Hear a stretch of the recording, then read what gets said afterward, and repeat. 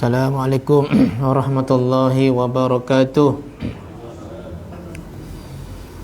Alhamdulillahi rabbil alamin. Wassalatu wassalamu ala sayyidina Muhammad wa ala alihi wa sahbihi ajma'in. Qalu subhanaka la ilma lana illa ma 'allamtana innaka antal alimul hakim. Wala hawla wala quwwata illa billahil aliyyil azim. Rabbi shrah li sadri wa yassir li amri wahlul 'uqdatam min lisani yafqahu qawli. Alhamdulillah yang saya hormati kepimpinan surau, saya hormati juga imam, juga Bilal, dan tak lupa pada Siak menjadi tulang belakang kepada surau ini. Tak lupa pada muslimat sejati. Alhamdulillah. Sayap kanan surau ialah muslimat. Muslimat banyak bantu surau, dan mereka lah yang meramaikan surau juga dengan program-program mereka. Mudah-mudahan Allah terima amal kita, insya-Allah. Hadis ke-30, menziarahi orang yang sakit, tajuk dia. Hadis ni cerita pasal ziarah orang sakit. Macam tu. Dan sekarang ni orang sakit pun ramai. Yang kita tahu, yang kita tak tahu. Yang kita tahu, tahulah. Yang tak tahu, kita pun tak tahu. Banyak juga kot. Dekat tempat kita, dekat taman kita, dekat taman saya, ramai yang sakit. Jadi Nabi bagi motivasi lah dalam hadis ni, supaya lepas ni, habis kita dengar hadis ni, kita amalkan. Bila ada orang sakit, kita ziarah. Macam tu. Baik. Bismillahirrahmanirrahim.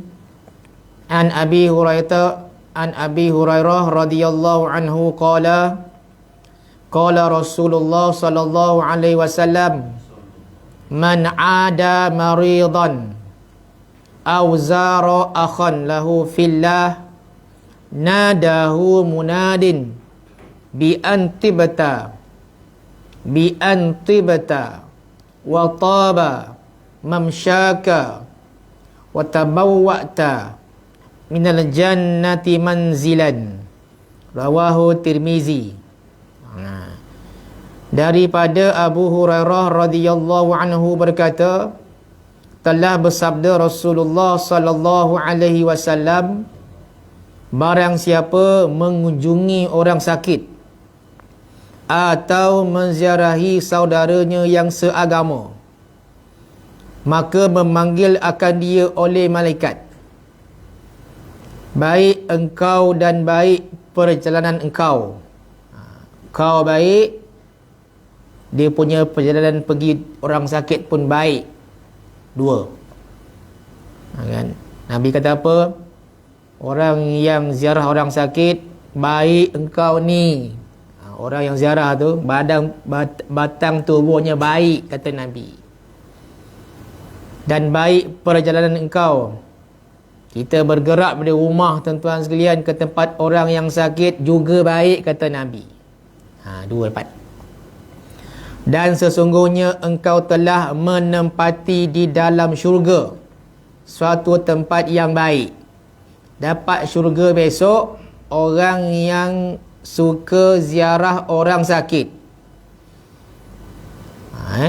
Tapi bersyarat mesti menyelesaikan semua tuntutan yang wajib terhadap Allah dulu, baru jadi. Kita tak nak orang-orang yang suka ziarah orang sakit tapi semayang fardu tak buat, tak jadi.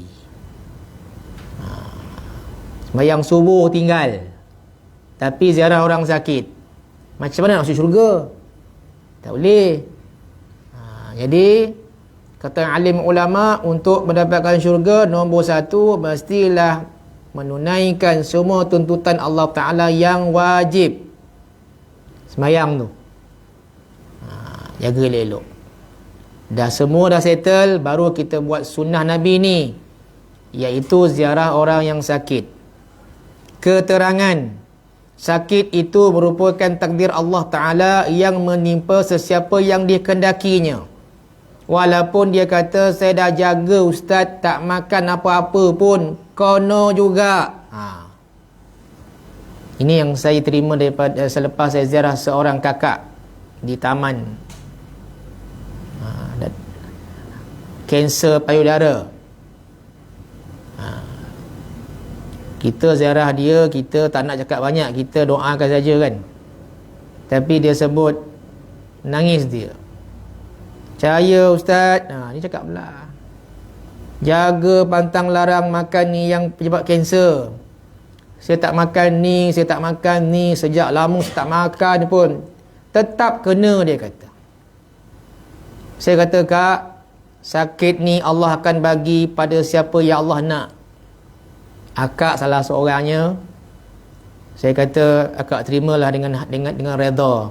Baiklah, dia kata. Kan. Itu juga ada seorang pakcik yang marah-marah dengan penyakit dia. Kita ziarah, dia marah. Sakit ni datang dan pergi. Asyik datang, pergi, datang balik. Asyik datang aja marah. Pakcik marah siapa ni? Marah penyakit lah. Jangan pakcik. Pakcik macam marah Tuhan. Pakcik tak marah Tuhan. Pakcik marah penyakit ni. Dah elok hari tu operate, datang balik penyakit tempat operate tu. Geramnya ayat dia. Tuan-tuan sekalian, kita pun sabar je lah tuan-tuan sekalian. Itu ya. Maknanya bukan semua orang boleh terima dia sakit. Sebab tak pernah sakit, tiba-tiba sakit, memanglah tak puas hati dengan Tuhan. Kan? Kadang-kadang kita pun akan bersungguh juga. Geram lah, tak boleh makan pula, selera hilang. Maknanya dia cakap tu seolah-olah dia marah siapa. Dia marah penyakit tu sebab tak boleh makan 3 bulan. Seorang tu saya pergi ziarah, tak boleh makan 3 bulan, masuk keluar balik, masuk keluar balik. Akhirnya bila cek, ada ketumbuhan dekat liver. Kan? Dekat hati tu ada ketumbuhan. Ada 4 ketumbuhan dekat liver hati. Itulah penyebab tak boleh makan. Hilang selera makan, tuan-tuan sekalian. Doktor kata inilah punca dia. Liver kan. Maknanya bukan kanser, ada ketumbuhan. Bila scan, oh ada. Inilah penyebabnya. Kenapa hilang selera makan, tak boleh makan, sebab hati tu ada ketumbuhan. Doktor kata tak boleh buang. Kalau buang nanti habis hati tu. Sebab ada 4 ketumbuhan, yang paling besar 6 cm. Besar. Jadi makan ubat sahaja jalan penyelesaian. Makan ubatlah. Jadi banyak sakit sekarang ni. Tuan-tuan yang sihat ni bersyukurlah kan. Bersyukur. Tak pernah MC kerja kan. Tak pernah MC 30 tahun kerja, tak pernah MC. Maknanya Allah Ta'ala tak bagi sakit lah. Sihat je kan. Lepas tu dah sihat angkuh pula. Salah tu. Aku tak pernah sakit pun. Sebab aku makan kurma hari-hari. Yang macam tu kan. Aku makan madu kelulut hari-hari. Tu aku tak sihat. Kan? Aku tak makan nasi tau. Tu sebab aku sihat. Kau apa ada? Mantap darah je tu sakit. Boy, angkuh. Allah Ta'ala yang bagi sihat.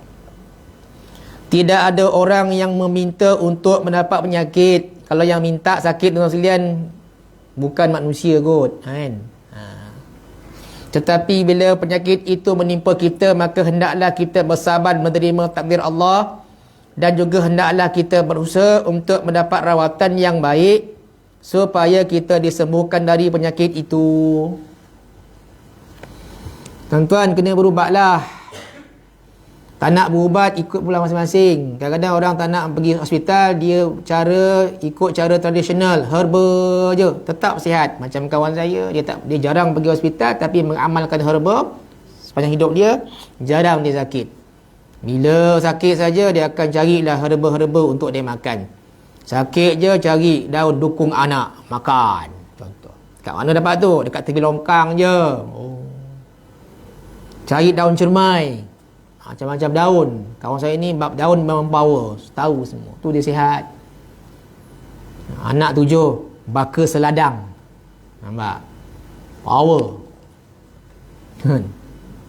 Dia makan herba tuan sekalian. Mana ada makan-makan ubah hospital ni, dia lah. Itu dia punya hal. Ini usaha dia. Okey.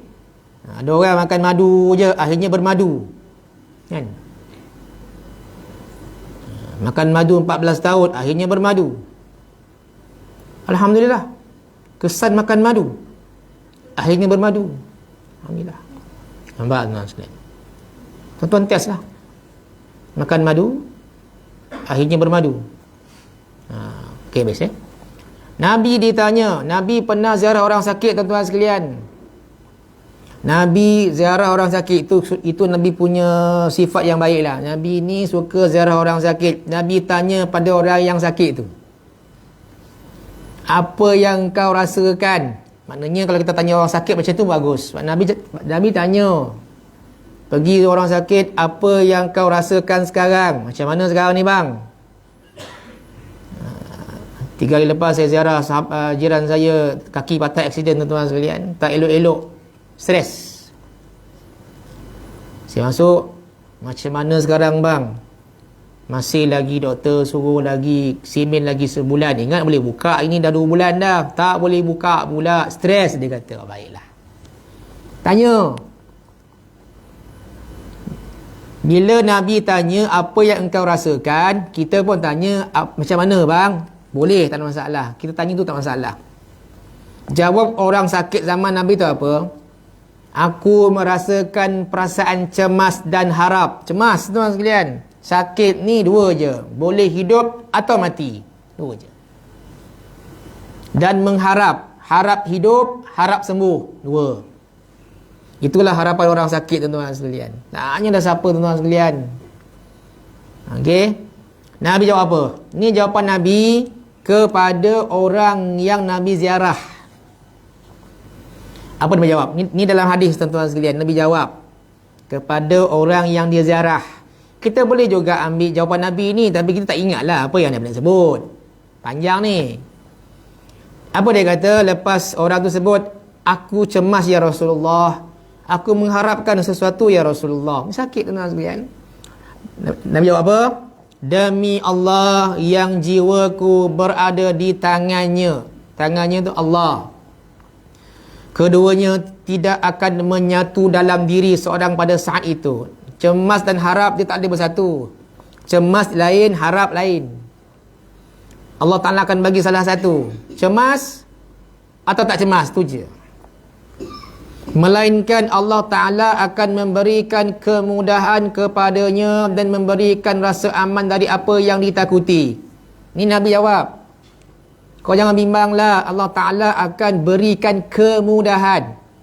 Kita jawab kepada yang terziarah, InsyaAllah bang, Allah Ta'ala akan beri abang sembuh insyaAllah. Tu jawapan kita. Kita bagi dia nasihat kat dia macam tu. Jangan sebut dekat dia sabar, sabar, sabar. Tak payah. Seorang ulama' bagi tahu bila kita ziarah orang sakit, tuan-tuan sekalian, kita cakap sabar, sabar, sabar. Kita cakap sabar, dia tak sabar. Kita senang cakap orang sabar, sabarlah ya, sabarlah ya. Tak ya, dia lagi stres. Dah lama sabar dalam hati ni. Kata ulama, tak payah sebut sabar tu, terus bagi jalan penyelesaian. Tak payah sebut sabar. Kan? Kita tahu dia demam denggi kat rumah, tuan sekalian, jangan pergi rumah dia, sabarlah bang, denggi tu akan pergi. Senang cakap engkau kan? Daripada rumah dah bawa sup ketam, settle. Tentu macam tu. Bawa sup ketam, bawa apa tu, air limau nipis ke, air lemon ke. Tuan-tuan, kalau kita sebut sabar-sabar ni, dia tak boleh terima kadang-kadang. Sabarlah, kau tak kono. Apa yang aku kono? Kadang-kadang dia tak boleh terima. Sebab manusia ni boleh sebut sabar. Sabarlah ya, sabar. Bila kono kat dia, dia pun tak sabar. Bukan senang tuan-tuan suruh orang sabar ni, tuan-tuan sekalian, sebab kita pun belum kena apa yang dia kena. Terus kita bagi solution macam mana nak buat, tuan-tuan sekalian. Bawalah apa-apa, kita tahu apa sakit dia. Kan? Dia sakit apa? Sakit kanser, tuan-tuan sekalian. Kita pun cari surf apa ubat kanser tradisional. Kita cuba usaha untuk cari ubat, kurang-kurangnya buat air tawar. Bawa air tawar, tuan-tuan sekalian. Tak payah panggil ustaz, tuan-tuan buat sendiri air tawar tu. Kan panggil ustaz sekarang kono RM30. Tak payah. RM30 tu bukan ustaz tu minta. Kita punya bagi. Kita sebagai bukan sukarati, budi bahasa kita bagi RM30. Ambil air, tuan-tuan sekalian, air mineral yang tutup biru tu atau tutup hijau tu. Tuan-tuan nak pergi rumah orang sakit kan. Tuan-tuan baca Fatihah, baca ayat kursi, baca salat Nabi 10, baca 3 kul, Bismillahilladzi. Ni contoh yang selalu saya buat lah bila orang minta air tu yang saya buat pun. Makbul itu kerja Tuhan, bukan kita. Ustaz, agak-agak air ni makbul ke tidak? Mana ada yang tahu? So makbul tak makbul, Allah Ta'ala punya kerja, bukan kita.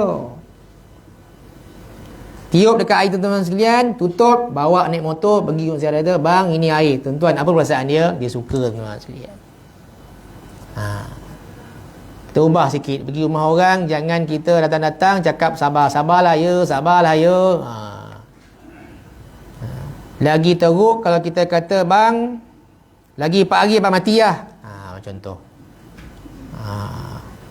Tadi saya jumpa doktor, bang, doktor bagi saya rumusan pasal abang ni. Tadi baru saya jumpa doktor dekat dalam bilik doktor. Abang kat sini kan saya jumpa. Ada juga yang macam tu, jawab tanya doktor.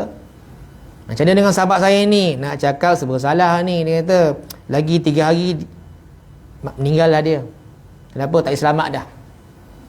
Kan? Dia pergi jumpa kawan dia. Doktor kata, kau lagi 3 hari. Tak, dan 3 hari mati tauhid. Tuan-tuan sekalian. Terkejut, tuan-tuan sekalian. Tapi betul, tuan-tuan sekalian. Doktor punya andaian tu ada kalanya semuanya betul. Berdasarkan kajian dia. Berdasarkan pengalaman dia, betul. Kebanyakan yang saya jumpa, doktor kata lagi 2 bulan. Betul, tuan-tuan sekalian. Andaian dia tu bukan nak menidakkan takdir Tuhan. Berdasarkan pengalaman dia, penyakit ni tak boleh selamat. Dia tengok. Habis ubat ni meninggal, betul. Ramai saya jumpa macam tu. 2 bulan meninggal. Tak sampai 5 hari, tuan-tuan sekalian. Saya pergi ziarah seorang makcik tu. Okey, keluar ke hospital, doktor kata, hari Sabtu 5 hari ni habislah, dia kata. Tak boleh selamat, doktor. Dah tak boleh selamat dah. Bawa balik. Betul kan, hari Sabtu meninggal pagi. Kita berharap boleh selamat lah. Doktor kata tak boleh selamat. Doktor bukan Tuhan. Pandangan dia. Tuan-tuan sekalian ya. Baik. Dah. Baik. Sikit lagi. Manakala pesakit yang biasanya terbaring di atas katil, baik di rumah ataupun di hospital, dan dia sudah tidak dapat bergerak bebas ke sana dan kemari, maka ketika itulah ia teringat akan kaum kerabatnya dan kawan-kawannya serta kenalannya. Baru teringat. Kan, baru teringat ramai orang taman tak datang ziarah, orang surau tak datang ziarah, baru teringat bila dia terlantar. Tuan-tuan pergilah ziarah, tuan-tuan. Mana-mana yang lama tak datang surau, tanya kenapa ni, aku dah sakit. Kadang-kadang orang sakit ni tidak bagi tahu dia sakit sebab dia tak nak orang susah. Bila beritahu, kita pergi ziarah, tuan-tuan sekalian. Kalau mereka datang menziarahinya, maka dia akan merasakan bahawa dirinya dihormati dan diberikan simpati. Maka yang demikian itu akan mengurangkan bebanan perasaannya dan selanjutnya akan mengurangkan rasa sakit yang sedang dialaminya. Maka Nabi pun kalau ziarah dia ada adab-adab dia, tuan-tuan sekalian. Pernah ketika, tuan-tuan boleh buat cara Nabi ni. Siapa pandailah. Nabi meletakkan tapak tangannya di tempat yang sakit, Nabi doa. Tuan-tuan boleh buat. Tapi mesti jantina yang sama. Jangan perempuan tu kalau letak kat dada, jangan. Tak boleh. Nabi, tuan-tuan sekalian, tuan-tuan boleh buat lah, tuan-tuan sekalian. Walaupun kita ni, kita kata kita bukan ustaz, kita bukan darul syifa. Memanglah, tuan-tuan sekalian. Makbul tak makbul ni Allah Ta'ala yang akan tunaikan. Kita pergi, tuan-tuan sekalian, sebagai orang Islam. Orang Islam yang ikhlas, tuan-tuan sekalian, kita letak tangan. Dekat mana? Sakit kat mana? Sakit kat leher? Tak kat leher. Sakit kat perut tak kat perut? Sakit dada suka dada. Tangan ni tangan kan tuan-tuan sekalian, dan doa. Doa Nabi panjang. Saya nak sebutkan, saya tak catat, tapi saya tengok doa tu panjang. Antara doa Nabi, berilah kesembuhan, berilah kemudahan, banyak-banyak. Jadi tuan-tuan, letak tangan dekat mana? Tempat sakit, mana sakit awak? Dekat lutut. Letak kat lutut. Walaupun doktor kata lutut makcik ni memang dah jam. Memang, ya betul, letak je lah. Kan? Bismillah, bismillah, bismillah. 3 kali, tuan-tuan sekalian. Okey, sebutlah.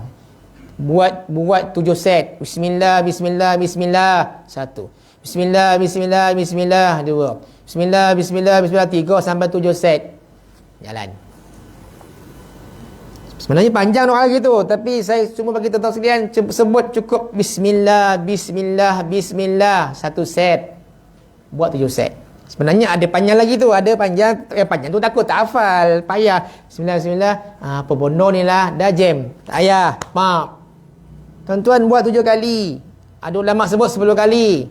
Kalau malih 7 kali. Kalau malih 10, pak kat lutut. Sakit perut tuan-tuan sekalian, sakit perut. Perut sakit tuan-tuan sekalian, letak. Bismillah, bismillah, bismillah. Tuan-tuan buat 10 kali set. Saya dapat dia pun daripada seorang tuan guru juga. Alhamdulillah lah, ada masanya Allah Ta'ala kabulkan juga tu. Kadang-kadang saya buat sendiri je. Sakit tengkuk kan? Sakit tengkuk. Tak. Bismillah, bismillah, bismillah. Sebenarnya ada panjang lagi. Tu tak payah sebut lah. Kan tuan-tuan stres, tak payahlah. Bismillah, bismillah, bismillah.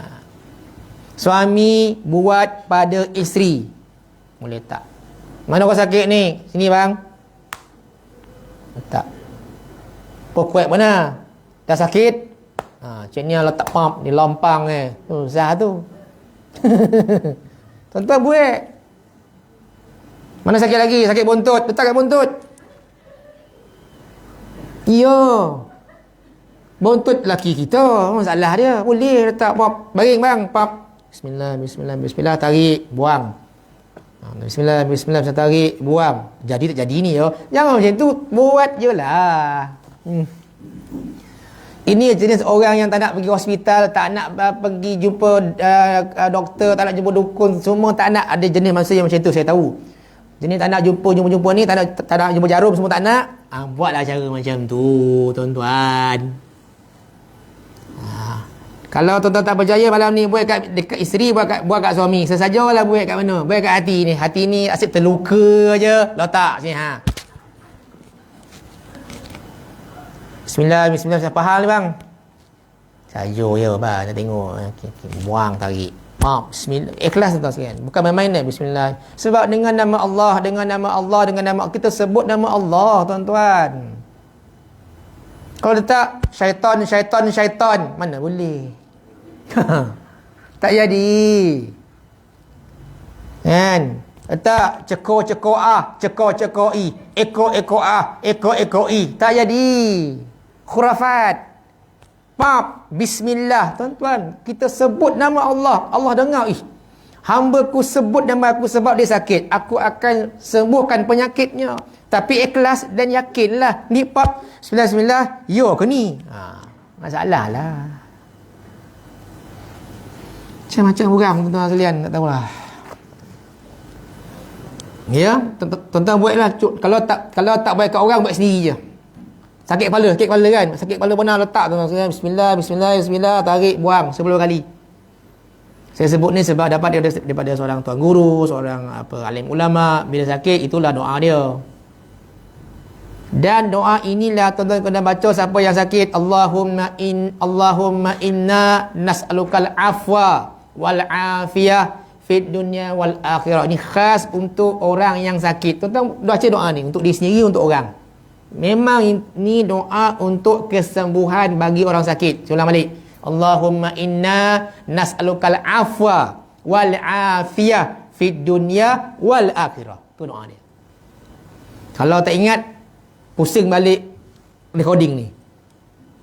Dengar balik nanti.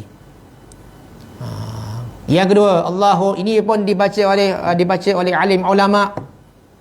Doa ni pun tuan-tuan baca juga untuk diri sendiri juga. Saya baca hari-hari sebab bila doa tu saya tak lupa doa ni. Baca doa di sini. Allahumma afina fi abdanina untuk badan.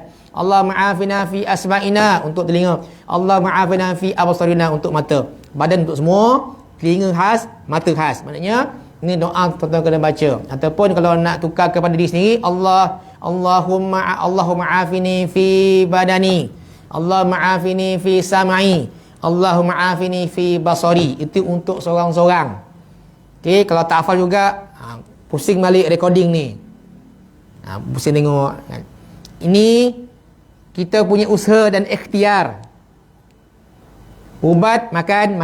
Tapi ini kita tetap buat. Tuan-tuan kalau baca pagi petang, tuan-tuan sekalian, insya-Allah tuan-tuan sungguh. Doa ni, Allahumma afina fi abdanina, seluruh badan.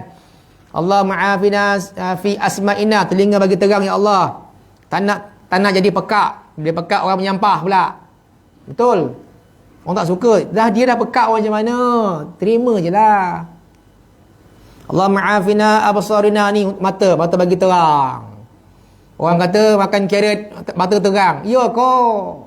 Makan carrot mata terang. Dah makan pek biji tak terang, memanglah. Dia sebenarnya jangan di blender buah-buah ni. Blender buah tu yang habis khasiat, tak boleh.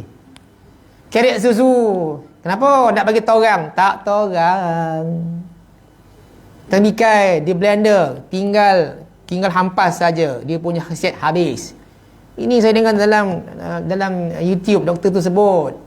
Mana boleh kita buat air jus kata sihat? Tak sihat sebenarnya. Habis khasiat bila kita blender. Kan? Tinggal hampas je. Yang elok apa? Makan terus. Itu lebih baik. Ni nak bagi mata terang, makan, minum apa tu? Apa nama tadi? Carrot susu. Alah. Sebenarnya potonglah nipis-nipis carrot tu, makan gigit. Itu yang sebenarnya. Itu sebabnya arnab kita ni torang mata dia. Arnab tu tuan-tuan sekalian mata terang. Malamnya bersinar-sinar. Saya tengok, kau tanya arnab, macam mana kau beritahu orang ni? Carrot lah, Bugs Bunny tu, itulah dia. Cerita kartun tu kan, carrot kap. Tengok mata terang. Ini carrot susu dia buat campur ais, campur gula 4 kilo. Habis kunci mana naik pula. Manusia ni. Saya tahu ni pun sebab belajar pasal kesihatan. Tu yang tahu tu, tidak tak tahu juga. Aduh, tuan-tuan sekalian. Apa lagi ni? Baik. Hadis Nabi tuan-tuan saya sebut lagi, bila ziarah orang sakit atau mati, ni Nabi sebut lagi ni. Ucaplah kata-kata baik, cakap kata baik. Malaikat aminkan setiap yang kamu ucapkan. Riwayat Imam Muslim. Tuan-tuan pergi orang sakit, cakap baik-baik. Jangan cakap benda-benda yang penyebab dia jadi resah, gelisah, tak. Cakap baik-baik, kata-kata baik kita malaikat aminkan. Ni dia Nabi sebut. InsyaAllah baik ni. InsyaAllah penyakit ni kalau ikut aku baca lagi 2 hari baiklah. Kita sebut kat dia macam tu kan. Dia pun senang. Macam tu. Dan tuan-tuan sekalian, apabila kita ziarah orang sakit, ada adab-adab dia. Yang pertama, ikhlas tuan-tuan sekalian. Nombor 1 ya, ikhlas. Bukan sebab lain, ikhlas kena ziarah dia. Yang kedua, waktu yang sesuai. Jangan ziarah orang sakit terlalu lama dan terlalu kerap. Sebab apa? Boleh menyusahkan tuan rumah, menyusahkan dia, mengganggu dia punya kondisi badan. Jangan selalu. Yang ketiga, doakan orang yang sakit dan duduk di kepalanya. Pada alim ulama sebut, bila ziarah orang sakit, duduk di kepalanya atau di kakinya. Bila duduk di kepalanya, doakan pesakit. Okey. Yang keempat, yang kelima, bawa buah tangan, bukan ambil buah tangan dia. Baik. Maknanya kita bawa tangan tuan sekalian. Kita bawa keropok, bawa air. Ziarah hospital, pergi KBJ, tengok ada air Milo, kita ambil air Milo dia. Jangan kan? Kita potong buah bagi dia makan, bukan kita yang makan. Bawa buah tangan tuan-tuan. Okey, yang doa tadi, tuan-tuan doalah sebelum pulang. Saya ulang balik, jangan kita kata kita tak ustaz. Tuan-tuan doa je. Suami isteri pergi sampai sana, sama-sama je, aku nak doakan awak boleh. Dia suka tuan-tuan sekalian. Bila kita doa nangis dia. Kebanyakan saya pergi bila saya nak doa semuanya terkejut, semua nangis. Sebab apa kita doakan dia. Kebanyakan yang saya pergi ziarah lah kan tuan-tuan sekalian, bila nak balik saya doa, kak nak doa kak boleh. Nak doa, nangis dia tuan-tuan sekalian. Doakan dia. Kenapa kak nangis ni? Jangan pula orang doakan akak time sakit ni. Nak doa lah ni saya kata. Yelah tu yang akak nangis ni. Orang datang tak ada doa-doa dah. Ustaz datang doa. Memang kena doa tuan-tuan. Bukan datang nak ambil suruh buat teh tarik. Bukan. Nangis dia. Itu juga itu 2 hari lepas saya pergi ziarah dekat rumah abang tu, accident dah 2 bulan, kaki tak elok-elok. Saya doakan juga. Pun nangis juga. Lagi tu nangis tuan-tuan sekalian, nangis dia. Doakan dia, ya Allah, sembuhkanlah penyakit, sebut nama abang tu, siapa nama tu? Kan? Mazlan bin Kifli contoh. Amin. Berilah kebaikan kepada isterinya. Isteri pun naik kepala. Sebab apa? Sebut nama isteri dia. Sebab isteri yang jaga suami. Berilah ketabahan kepada yang jaga abang ni. Berilah kekuatan kepada abang ni menghadapi musibah. Ya Allah, berilah dia kelembutan hati. Dalam bahasa Melayu pun boleh. Saya doa kadang dalam bahasa Arab dan bahasa Melayu. Ya Allah, ampunkan dosa ahli rumah ini dan yang datang juga ampunkan ya Allah. Doakan. Doakan tuan-tuan. Doakan, itu paling penting sebab Nabi doakan orang yang sakit. Yang seterusnya tuan-tuan sekalian, bila ziarah orang sakit, tanya keperluan pesakit, apa dia perlu, tanya. Apa dia perlu kita tanya kan. Aku belum bayar bil lah, tolong bayarkan bil dia. Yang ni tak settle, ini tak settle, anak aku macam ni. Tuan-tuan, itu keperluan pesakit. Kita kena tolong dia. Yang terakhir tuan-tuan sekalian, ini paling penting. Bila ziarah orang sakit, jaga batas pergaulan, jaga aurat. Kalau dia perempuan, biarlah isteri kita mendekati perempuan itu. Kita jauhlah sikit, jangan dokek pun dekat kepala pesakit perempuan tu. Duduk sebelah, usap kepala susah ni. Isteri tengok, biar isteri yang dekat dengan perempuan tu. Bila lelaki, biar suami yang dekat dengan pesakit tu. Kan? Jangan cakap banyak. Kenapa kau sakit ni? Sebab Cina. Kenapa boleh sakit? Tak payahlah tanya. Lagi dia sakit macam tu. Tanya apa? Macam mana keadaan kamu sekarang? Full stop dah. Ni yang Nabi kata. Apa yang engkau rasakan sekarang? Itulah soalan yang patut kita tanya pada orang yang kita ziarah. Bukan tanya kenapa sakit. Bila kau sakit, kek mana kau kono? Habis tu kenapa kau kono pula? Lain kali kau kena berhati-hati tau. Ya Allah, dah kono buat macam mana? Kau apa dah ni? Okey lah sikit lagi. Jam tu tipu saya tu. Okey ya? Tuan-tuan. Jadi tetapi seandainya tidak ada keluarga dan kawan-kawan yang datang menziarahinya, maka dia akan merasakan bahawa dirinya seakan-akan dicampakkan dalam satu tempat buangan. Masya-Allah. Dengar pun sedih tuan sekalian. Adik-beradik tak ziarah, kawan-kawan tak ziarah, jiran pun tak ziarah, lagi haru. Bayangkan. Sian kan? Tiada simpati dan tiada kesetiaan dari mereka tuan-tuan sekalian. Oleh kerana itu maka ziarahlah orang sakit sangat digalakkan dalam agama kita. Sangat digalakkan tuan-tuan sekalian. Walaupun dia bukan kita saudara pun, ziarahlah. Tapi tuan-tuan sekalian, jangan ziarah ramai-ramai. Carilah berorang. Dia jangan bawa satu bas. Orang kawan 5-4 orang pergi. Telefon dulu. Bila telefon pula, susahkan dia pula. Dia buat air lah, tu yang kita tak nak. Bila kita tak telefon, kita kacau dia. Kita call, bila tak nak ziarah apa suami awak, boleh. Dia buat roti canai lah, apalah. Kan? Kita pun, bagus. Kita yang ziarah ni. Dapat makan roti canai dia. Susah ni. Okay. Kerana yang demikian itu salah satu di antara hak seorang Muslim yang mesti kita tunaikan. Hak Muslim ada 5 ya. Pertama, bila orang bagi salam, jawab salam. Tu hak dia. Tak jawab, berdosa. Jawab. Yang kedua, bila dia sakit, ziarah. Yang ketiga, bila orang tu meninggal, hantar jenazah ke kubur. Yang keempat, bila dia ajak bagi kenduri kahwin, penuhi jemputan. Yang kelima, bila dia bersin, doakan. Ini hak Muslim sesama Muslim, ada 5. Dalam tu disebut apa? Bila ada orang sakit, ziarah lah, tu hak dia.